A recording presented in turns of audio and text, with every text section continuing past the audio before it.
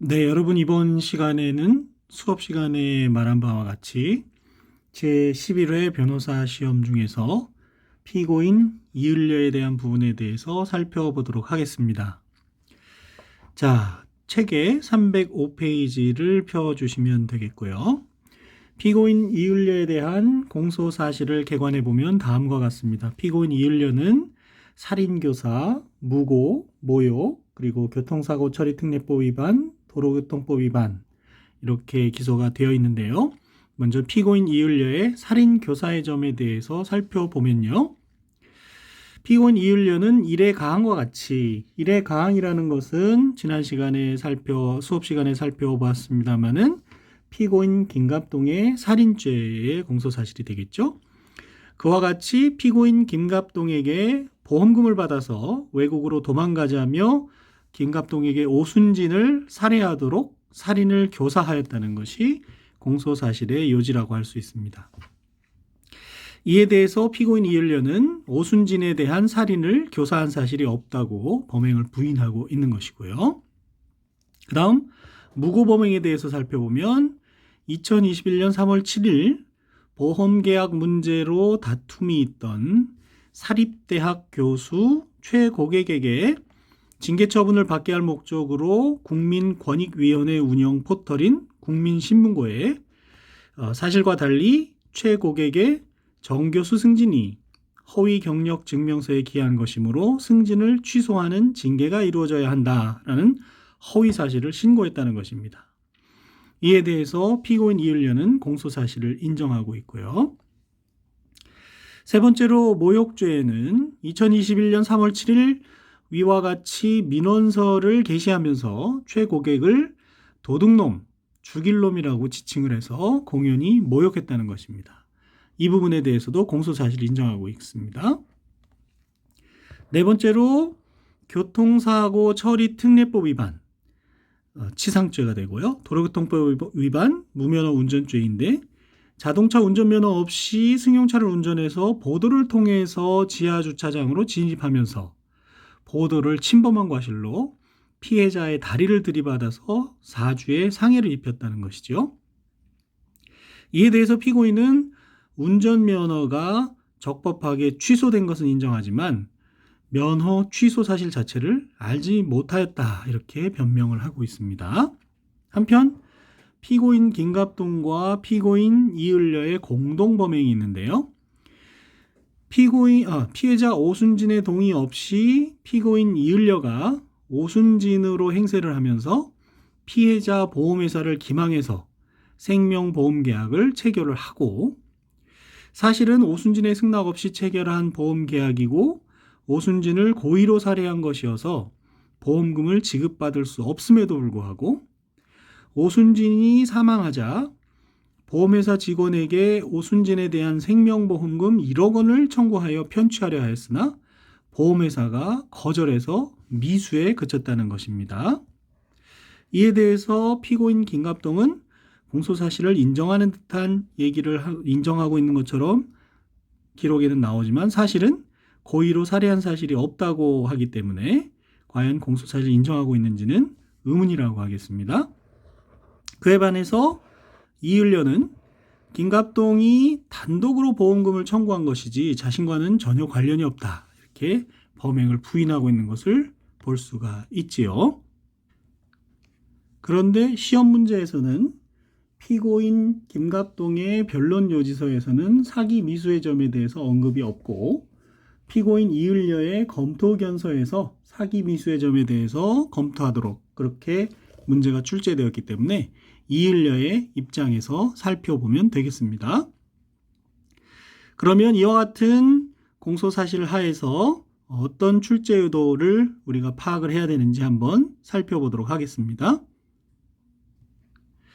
네, 피고인 이율려에 대한 검토 의견서에 대해서는 책 311쪽으로 오시면 되겠습니다. 311쪽에서 먼저 살인교사의 점에 대해서 살펴보면요.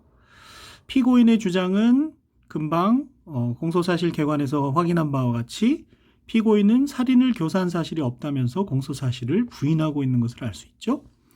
그래서 325조 후단 문제로서 증거 능력 없는 증거부터 이제 검토를 하게 되는 것이죠. 김갑동에 대한 사법경찰관 작성의 1, 2회 피신에 대해서 살펴보면요. 먼저 1회 피의자 신문조서는 기록 33쪽에서 확인해 보실 수가 있고 2회 피의자 신문조서에 대해서는 37쪽에서 확인을 해 보실 수가 있는데요. 그 증거 목록을 보시면 1회 피의자 신문조서와 2회 피의자 신문조서에 대해서 이율려가 모두 부동의하고 있는 것을 볼 수 있습니다. 이것은 공범관계에 있는 피의자에 대한 피신 조서에 대해서 내용 부인의 취지로 부동의한 것으로 볼 수가 있죠. 그래서 증거 목록을 확인해 보시면요. 내용 부인 취지로 부동의하고 있기 때문에 증거 능력이 없습니다. 왜 그렇죠? 공범인 공동피고인에 대한 사법경찰관 작성의 피의자 신문조서에 대해서는 312조 3항이 적용된다는 것이 법리고요. 이에 대해서 당의 피고인인 이율려가 내용 부인 취지로 부동의하고 있기 때문에 증거 능력이 없게 되는 것이지요. 다음으로 피고인 김갑동을 조사했던 김경위가 증인으로 나와서 증언을 했는데요. 그 중에 김갑동이 진술한 부분을 증언한 부분이 있습니다. 기록의 22쪽에 보시면 그와 같은 내용을 확인해 보실 수가 있는데 김경위는 피고인 아닌 자죠. 그러니까 피고인 아닌 자 김경위의 진술이 피고인 아닌 타인, 그렇죠? 이율려 입장에서는 김갑동도 피고인 아닌 타인에 해당하죠. 그래서 피고인 아닌 자의 진술이 피고인 아닌 타인의 진술을 내용으로 하는 경우이기 때문에 316조 2항의 전문진술에 해당을 하고 이와 같은 경우에 증거 능력이 인정되려면 원 진술자가 진술할 수 없는 사정, 즉 필요성이 있어야 되는데 지금 이 사건의 경우에는 원 진술자인 김갑동이 법정에 출석해서 재판을 받고 있기 때문에 필요성 요건을 충족하지 못합니다. 따라서 특신 상태 여부에 나아갈 것도 없이 증거 능력이 없다고 하겠습니다. 다음으로 박목격 증언 중에서 김갑동이 이을려로부터 들은 내용을 김갑동으로부터 박목격이 전해 들었다는 부분이 있습니다. 이에 대해서는 기록 24쪽에 나오는데요. 그 내용을 보시면 증인이 2021년 9월 초순경에 김갑동이 괴롭다면서 술을 마시자고 해서 함께 술을 마셨는데 김갑동이 박목격에게 이을려가 오순진을 죽이고 보험금을 같이 받아서 같이 외국으로 도망가자 말하고 말하였다라고 하는 말을 들었다는 부분, 바로 그 부분이 되겠습니다. 이 경우에도 박목격은 당연히 피고인 아닌 자에 해당을 할 거고요. 김갑동의 이야기가 피고인 아닌 타인의 진술이기 때문에 역시 316조 2항이 적용된다고 할 수 있습니다. 이에 대해서는 각주 4에서 보시는 것처럼 각주 4의 내용을 자세히 나중에 음미해 보실 필요가 있는데요. 박목격의 증언 내용이 김갑동이 이을려로부터 들은 내용을 대상으로 하는 것이어서 재전문 진술에 해당한다. 즉 이을려가 한 얘기를 김갑동이 전해 들었고 김갑동의 얘기를 박목격이 전해 들은 거기 때문에 전문 진술 중에서 전문 진술을 다시 전문한 거니까 재전문 진술에 해당한다고 생각할 수도 있겠습니다. 그런데 김갑동이 이을려로부터 들은 내용을 살펴보니까 이을려가 범행을 제안 내지 교사하는 말 자체에 해당하기 때문에 김갑동이 이을려로부터 범행을 교사받았다는 김갑동의 원진술을 박목격이 전문진술한 것으로 보는 것이 더 타당하다고 생각이 됩니다. 잘 한번 음미를 해보시고요. 그러니까 교사 사실의 자체에 해당한다는 얘기가 되겠죠. 그런 경우에는 형식은 전문진술이지만 그러한 사실 자체가 범죄를 이루는 부분이 되기 때문에 전문 증거가 아니고 그러한 것을 박목격이 들었기 때문에 박목격의 진술을 전문 진술로 볼 수 있다. 이렇게 보는 것이 더 타당하다고 생각됩니다. 이것은 그 밑에 나오는 것처럼 나중에 제8회 시험을 공부하실 때 나병여라는 증언이 나와서 홍중재가 이을남으로부터 들은 내용을 얘기한 부분이 나오는데요. 그 부분과 다시 비교해서 살펴보실 필요가 있는 부분입니다. 이에 대해서는 가지고 계신 책 246쪽에 등장을 하기 때문에 246쪽을 공부하시면서 다시 한번 살펴볼 수 있는 기회가 있으리라고 생각이 됩니다. 자, 그래서 전문 진술로 보여지기 때문에 역시 같은 법리가 적용이 되는데, 마찬가지로 원 진술자인 김갑동이 출석해서 재판을 받고 있기 때문에 역시 필요성 요건을 충족하지 못하고 있다. 그래서 증거 능력이 없다. 이렇게 얘기할 수 있겠습니다. 즉, 이른바 필요성 요건을 충족하지 못한 것이라고 할 수 있겠습니다. 다음으로 그와 같은 박목격에 대해서 사법경찰관이 진술조서를 작성했는데, 그 안에 들어있는 김갑동 진술 부분은 결국 사망에서 봤던 전문 진술이 진술조서에 기재되었기 때문에 전문 진술이 기재된 진술조서에 해당하고, 이와 같은 경우에는 312조 4항의 진술조서의 요건과 316조 2항의 전문 진술의 요건을 모두 충족해야 하는데, 이미 앞서 살펴본 바와 같이 같은 이유로 필요성 요건이 충족되지 않아서 역시 증거 능력이 없다고 검토를 해 주어야 하겠습니다. 그 다음으로요, 블랙박스 메모리 카드와 압수 조서, 압수 목록 등이 있는데요.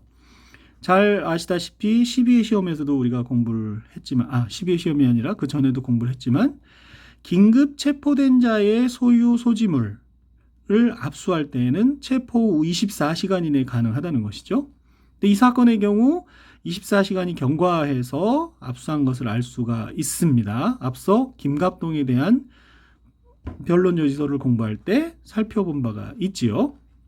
그래서 이는 위법 수집 증거에 해당하고, 압수조서와 압수목록은 2차 증거에 해당하며, 특별히 인과관계가 단절 희석되었다거나 인정할 부분이 없기 때문에 증거 능력이 없다고 할 수 있겠습니다. 그리고 이 부분은 기록 1페이지에 나오는 것처럼 작성 요령에서 보시면 작성의 편의를 위해서 변론요지서에서 작성한 부분을 검토의견서에서, 검토의견서에서 작성한 부분을 변론요지서에서 원용할 수 있다고 하고 있기 때문에, 앞서 작성한 부분이 있다 그러면 그 부분을 원용한다 이렇게 기재하셔도 됩니다. 중간에 분홍색으로 표시해 놓은 부분은요, 위법 수집 증거와 관련해서 기록형 시험에서 출제되는 경우를 한번 정리를 해 본 것입니다. 그러니까 읽어보시면 위법 수집 증거에 대해서는 그동안 기록형 시험에서 이런 논점들이 출제되었구나 라는 것을 아실 수가 있고요. 결국 증거 능력 없는 증거를 다 배척해버리면 특별히 증명력을 검토할 증거가 없습니다. 그래서 살인 교사 사실을 인정할 증거가 없어서 325조 후단 무죄 판결이 예상된다. 이렇게 검토해 주시면 되는 사안이 되겠습니다. 그러면 여러분의 선배들은 이 살인 교사의 점에 대해서 어떻게 검토했는지 살펴보도록 하겠습니다. 네, 책 319페이지를 봐주시면 되겠는데요. 피고인 이율려에 대해서 검토견서입니다. 살인 교사의 점이죠. 지금 저희가 살펴보려고 하는 것이요. 피고인은 살인 교사를 한 적이 없다고 범행을 부인하고, 범행을 부인하고 있다. 이렇게 정리해 주면 될 것 같고요. 교사의 점을 인정할 만한 증거가 있는지 결국은 문제가 된다는 것은 그에 따른 당연한 이야기가 될 것 같습니다.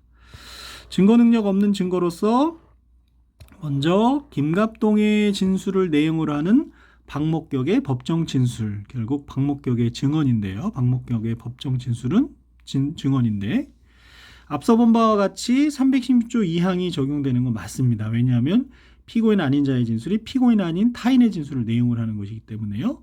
그런데 피고인 김갑동이 법정에 나와서 출석해서 진술하고 있기 때문에 이른바 진술불능의 필요성 요건이 인정되지 않아서 증거 능력이 없다. 그렇죠. 맞습니다. 다만 316조 2항에 왜 해당하는지, 피고인 아닌 자의 진술이 피고인 아닌 타인의 진술에 해당한다라는 말을 써주는 것이 더 좋겠고요. 김갑동에 대한 피의자 신문조서는 경찰 작성의 피의자 신문조서죠. 물론 사법경찰관 작성의 피의자 신문조서에 대해서도 같은 법리가 적용되리라고 일단 봅니다만은, 1회, 2회 경찰 작성의 피의자 신문조서는 피고인 이율려의 입장에서 볼 때도 312조 3항이 적용이 돼야 되죠. 그런데 피고인 이율려가 내용 부인 취지로 부동의하고 있기 때문에 증거 능력 없다. 네, 맞습니다. 그 밖에 김경위의 증언이라든지 블랙박스 메모리 카드 또는 압수조사 압수 목록을 검토하지 못한 부분이 다소 아쉬운 점이 나오고요.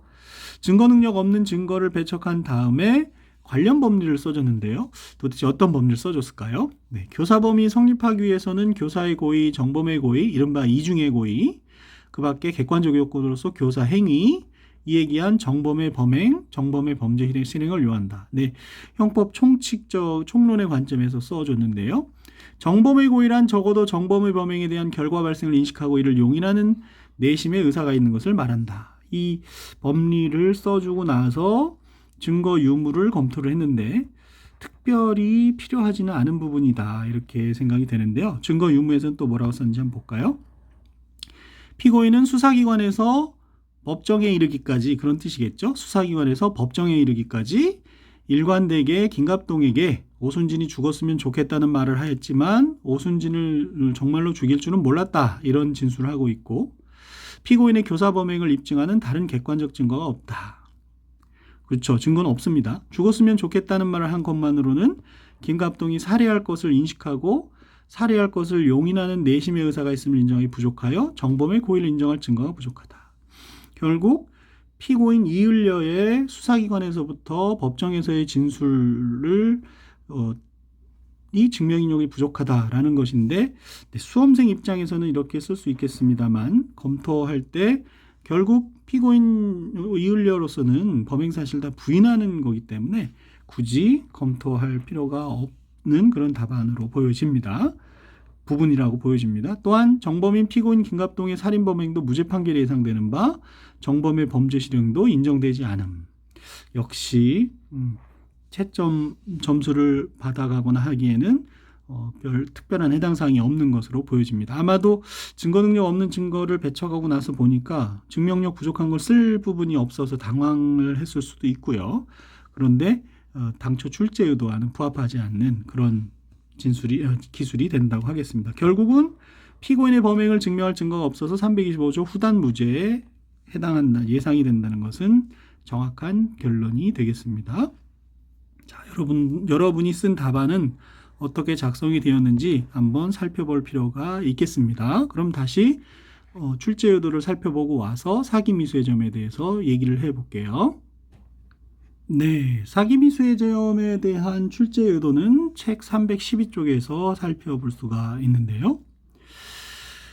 이른바 보험사기에서 실행의 착수 시기를 검토해 줄 필요가 있을 것 같습니다. 그래서 보험사기의 실행의 착수 시점은 원칙적으로 보험금을 청구하는 시점이라고 할 수 있습니다. 그렇죠? 각주 7에 있는 것처럼 이 보험금을 청구하는 시점에 보험 사기의 실행의 착수가 있다라고 보는 것이 통설적 견해, 그리고 각주에 실어놓은 2014도 2754 판결, 또 2010도 6910 판결의 입장이라고 볼 수가 있습니다.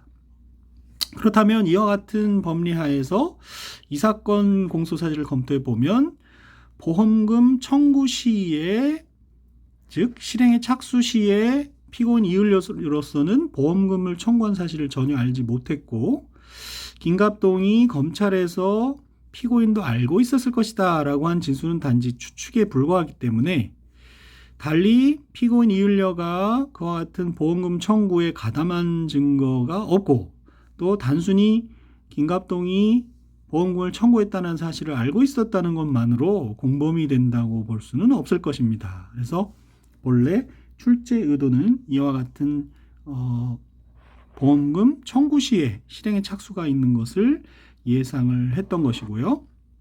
그런데 다른 견해가 또 있을 수 있죠.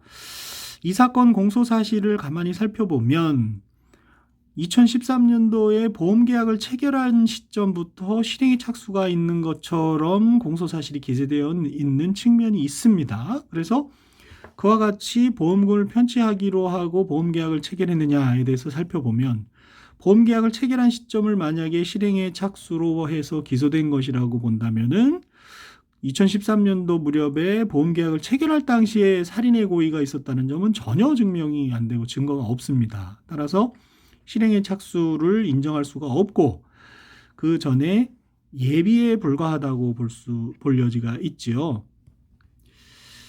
실행의 착수 단계인 보험 계약 체결 시에 살인의 고의까지는 없었기 때문에 보험 사기를 위한 예비 행위로 볼 여지가 있을 수 있습니다. 그런 여지가 있다는 거죠. 그런 경우에 사기죄에는 예비 음모를 처벌하는 규정이 없어서 사기죄 예비는 처벌할 수 없게 됩니다. 이런 부수적인 견해가 있을 수 있는데 이렇게 생각하기에는 쉽지 않았을 것 같고요. 어쨌거나 어느 뭐로 보나 실행의 착수 시기를 어느 시기로 보나 범죄 증명이 없어서 역시 325조 후단 무죄 판결이 예상되는 경우라고 할 수 있겠습니다. 이와 같은 사기 미수의 점에 대해서 또 답안은 어떻게 쓴 답안이 있는지 살펴보고 오겠습니다.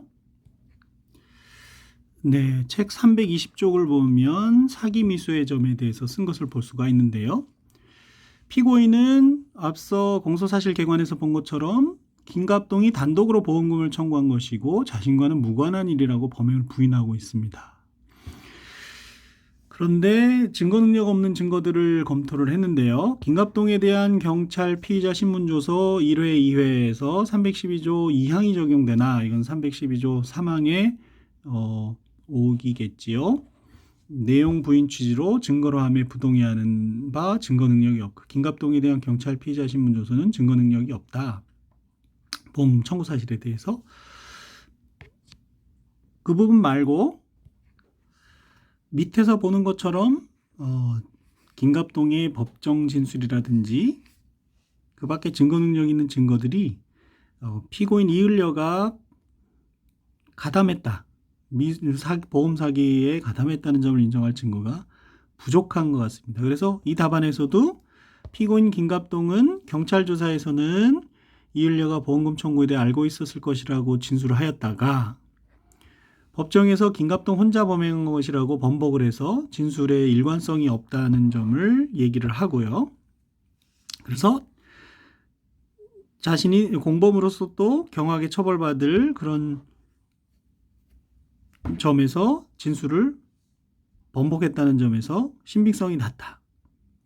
자기가 혼자 했다 그러면 더 중하게 처벌받을 수 있다. 그런 측면에서 썼다는 거죠. 얘기를 했다는 거죠. 그리고 피고인은 일관되게 청구는 하지 않았다고 진술해서 범행 부인하는 바 보험 가입 사실만으로는 실행에 착수에 이르렀다고 보기 어렵고 그렇죠. 일단 보험에 가입한 사실만 가지고는 실행에 착수했다고 보기가 어렵고 보험금을 청구했다고 하는 그런 관점에서 실행에 착수가 있다고 본다 그러면 결국 325조 후단 무죄가 되는 것입니다. 이 답안처럼 아마 수험생들은 썼을 가능성이 굉장히 높고요. 한편 출제 의도 자체가 실행의 착수 시기가 보험금 청구 시라서 그 전에 착수가 없다는 점에 중점을 둔 것으로 보여지는데 결국은 가담했다. 같이 공모해서 보험금을 편취하기로 공모하고 보험금을 청구했다는 점을 인정하기 부족하다. 이렇게 답안을 구성할 수밖에 없는 사안이 아니었나 이렇게 생각이 됩니다. 그래서 이 경우에도 이렇게 여기 나오는 답안처럼 쓰는 것도 수험생으로서는 이 정도의 답안이 작성이 되지 않을까 이렇게 생각이 됩니다. 기록형 시험은 경우에 따라서 지금 보시는 것처럼 정확하게 하나의 답안만 있을 수 있는 건 아니고요. 강의 시간에 얘기한 것처럼 여러 가지 답안의 가능성이 있는데 그 중에서 가장 법률가로서 적절하다고 생각되는 답안을 출제 의도라고 고려하시는 것이 좋겠습니다. 그런 차원에서 사기 미수죄를 바라봐 줬으면 좋겠고요. 여러분은 어떤 생각을 거쳐서 어떻게 썼는지 한번 검토해 보시기 바랍니다. 다시 한번 살펴보시기 바랍니다. 이번에는 무고죄에 대한 출제 의도를 살펴보고 다시 돌아오겠습니다. 네, 무고죄에 대해서는 책 313쪽에서 얘기하고 있는데요. 무고죄에서 타인으로 하여금 형사처분이나 처벌이나 징계처분을 받게 하기 위해서 허위사실을 신고하는 경우에 해당하는데 그와 같이 처벌 대상이 되는 징계처분이라는 것은 공법상 감독관계에서 질서 유지를 위하여 과하여지는 신분적 제재를 의미한다는 것이 아래에 나오는 판례의 입장입니다. 따라서 사립학교 교원에 대한 징계 처분은 사법적 법률행위의 성격을 가지기 때문에 무고죄에서 말하는 징계 처분에 해당하지 않는다는 것이 판례의 법리인 것이죠. 그래서 정확한 근거가 된 판례를 소개를 해놨죠. 2014도 6377호 판결의 내용입니다. 그 내용을 요약하면 바로 위에서 말씀드린 바와 같이 무고죄 처벌 대상인 징계 처분이라는 것이 이른바 공법상 감독관계에서 질서 유지를 위하여 과해지는 신분적 제재를 의미하는 것이지 사립학교 교원과 같이 사법적 법률행위의 성격을 가지는 경우에는 무고죄 징계 처분에 해당하지 않는다는 것이지요. 이 사건의 경우와 결론을 살펴보면 피해자가 사립학교 교원으로서 그와 같이 사립학교 교원인 피해자로 하여금 징계 처분을 받게 할 목적으로 허위 사실을 무고를 적시해서 무고한다 하더라도 죄가 되지 않는다는 것이죠. 결국은 범죄가 되지 않는 경우에 해당해서 325조 전단 무죄 판결이 예상되는 그런 사안이라고 할 수 있겠습니다. 그러면 어떤 답안이 되었는지 한번 살펴볼까요? 네, 책의 321쪽에 있는데요. 관련 법리는 타인을 형사처분 또는 징계처분 받게 할 목적으로 공무서에 허위 신고를 해야 무고죄가 성립을 하는데 피해자 최 고객은 사립대학 교원으로서 피고인이 사립대학 징계받을 목적으로 허위 신고하였다 해도 징계받게 할 목적으로겠죠. 형사처분은 공적인 징계처분 목적 인정되지 않아 무고죄 불성립. 네, 요 법리를 알고는 있는 것 같은데 표현상에 좀 더 정확한 표현이 필요할 수 있겠죠. 제가 법무서 작성 기술에서 말씀드린 것처럼 룰 중에 간결하고 정확한 표현을 구사해야 된다고 했는데 공법적 징계가 아니라 공법적 법률관계로서의 제재 처분으로서의 징계가 아니라 사법적 법률행위 형식을 갖는 경우에는 여기 무고죄에서 말하는 징계 처분에 해당하지 않는다. 그렇기 때문에 범죄가 되지 않아서 325조 전단 무죄 판결이 예상된다. 이렇게 써주는 것이 가장 바람직하다고 하겠습니다. 내용은 알고 있지만 정확하게 그 법리를 쓰지는 못하고 있는 그런 그런 답안이라고 할 수 있겠고요. 다음으로 모욕죄에 대해서 살펴보면요. 네, 모욕죄의 출제 의도는 314페이지에 있는데 모욕죄는 친고죄이죠. 그래서 친고죄의 경우 범인을 알게 된 날로부터 6월을 경과하면 적법한 고소를 할 수가 없습니다. 그런데 이 사건의 경우 2021년 3월 8일 날 범죄 사실을 알게 됐는데 피해자가 그로부터 6월이 경과한 9월 13일 날 고소를 한 사실이 인정이 되고 그와 같은 경우 고소기간이 도과됐다는 걸 알 수 있죠. 결국 공소제기 절차가 법률의 규정에 위반하여 무효인때에 해당하기 때문에 327조 2호의 공소기각 판결이 예상되는 사안이었습니다. 자, 이 경우는 12회 시험에서도 이미 다뤄본 바가 있지만 답안에서는 또 어떻게 썼는지 살펴보지요. 네, 321페이지에 있죠. 모욕죄는 친고죄로서 범인을 알게 된 날로부터 6월 내에 피해자를 고소해야 한다. 그런데 이 사건의 경우 3월 8일 동료 교수로부터 모욕이 그와 같은 내용이 국민신문고에 올라와 있다는 것을 알게 되었으나 범인을 알게 되었다는 거죠. 그로부터 6월이 경과한 9월 13일에 고소가 이루어졌기 때문에 고소기간 도과로 고소가 부적법하고 결국 공소제기 절차가 법률의 규정에 위반하여 무효인때에 해당해서 327조 2호의 공소기각 판결이 예상된다. 네, 전형적인 그런 문제 유형이 되겠습니다. 끝으로 교통사고 처리 특례법 위반, 치상과 도로교통법 위반, 무면허 운전의 점의 출제 의도를 살펴보면요. 네, 책 315쪽에 나와 있습니다. 먼저 도로교통법 위반 무면허 운전의 점에 대해서 보면 도로교통법 위반 무면허 운전죄는 당연히 고의범이고요. 그래서 무면허라는 사실을 알면서 운전해야 되겠죠. 운전자가 면허 취소 사실을 인식하지 못한 경우에는 해당하지 않는다. 범죄가 성립한다고 볼 수 없고 관할 경찰이 운전면허 취소 처분 통지 및 공고를 적법하게 거쳤다 하더라도 단지 그것만으로는 운전자가 면허 취소 사실을 알게 되었다고 단정할 수는 없다는 것이 판례의 입장이죠. 아래 나오는 2004도 6480호 내용의 얘기입니다. 그래서 이와 같은 경우 운전자가 그러한 사정을 알았는지, 즉 무면허 통지, 면허 취소 처분 통지 같은 것들이 있었고 그걸 알았는지는 각각의 사안마다 살펴봐야 된다는 그런 얘기죠. 근데 이 사건의 경우 대법원 판례에서 보는 것처럼 일관되게 알지 못했다고 얘기를 하고 기록상 보아도 그러한 사정을 전혀 인정하기가 어려운 그런 적이 있었던 거죠. 그런 취소 처분을 받은 전력도 없고요. 그래서 결국 무면허 운전이라는 고의가 없었다는 것이죠. 그 판례 법리에 따라서 사건의 내용이 구성이 되었고 그에 관한 내용을 써주면 되는 건데요.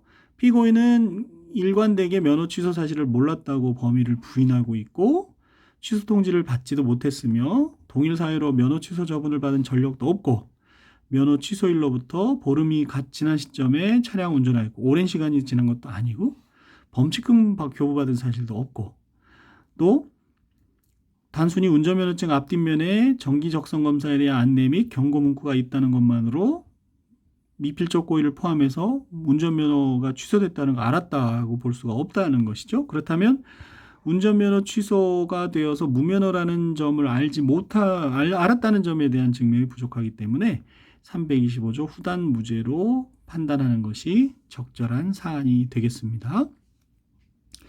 그에 반해서 교통사고 처리특례법 위반 치상의 점은요, 보도 침범에 해당을 합니다. 교통사고 처리특례법 3조 2항 9호의 보도 침범에 해당하는 사안이죠. 그래서 이렇게 도로를 운행을 하다가 도로를 운행하던 차량이 주차장으로 가기 위해서 차량 진입을 했다 하더라도 여기 지하 주차장이 있다고 한다면 이게 여전히 보도라고 한다면 이 지나가다가 사고가 나면 역시 보도 침범 사고에 해당하는 것이죠. 그래서 종합범에 가입되었다 하더라도 공소기각 대상이 되지 않는 사안이고요. 자백도 있고 피해자 진술도 있고 보강 증거가 있어서 유죄 판결이 예상되는 그런 사안이 되겠습니다. 그러면 또 예시 답안은 도로교통법 위반 무면허 운전과 교통사고 처리특례법 위반 치상의 점에 대해서 어떻게 썼는지 살펴보도록 하겠습니다. 네, 책 321쪽에 있는데요. 무면허 운전, 도로교통법 위반 무면허 운전의 점에 대해서 무면허인 상태로 도로를 운전하며 성립하고 무면허임에 대해서 고의를 그렇죠. 당연히 무면허인 걸 알고서 해야 되는 거죠. 피고인은 이사로 운전면허 취소처분 결정통지서를 송달받지 못했고 적성검사 미필로 면허 취소된 전력이 없고요. 또 면허 취소된 후 한 달도 경과하지 않은 상태에서 그렇죠. 오래되지 않은 상태에서 운전했다는 점 세 가지를 나열을 하면서 무면허 상태임을 알았다고 볼 증거가 부족하다. 네.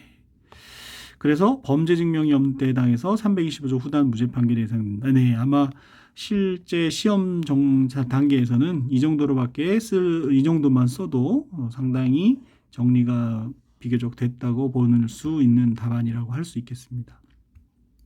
여러분은 어떻게 썼는지 한번 살펴봐 주시기 바라고요.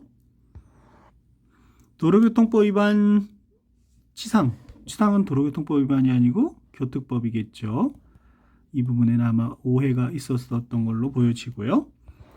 교통사고 처리특례법 3조 2항 단서 사유가 없는 한 종합보험에 가입되어 있거나 피해자의 처벌 불허 의사가 있으면 공소제기가 불가하다는 법리를 써주고 단서 9호에 의해서 도로 외의 곳으로 출입할 때는 도로를 횡단하여 통행할 수 있지만 보도를 횡단하기 직전에 일시 정지하여 좌우 살핀 후 보행자 통행 방해하지 않도록 통행해야 된다. 즉 보행자 보호 의무도 있지만 보도 침범이잖아요. 보도 침범. 보도를 침범해서는 안 되는데 침범해서 사고하다가 상해를 입게 하면 그에 해당하는 거죠.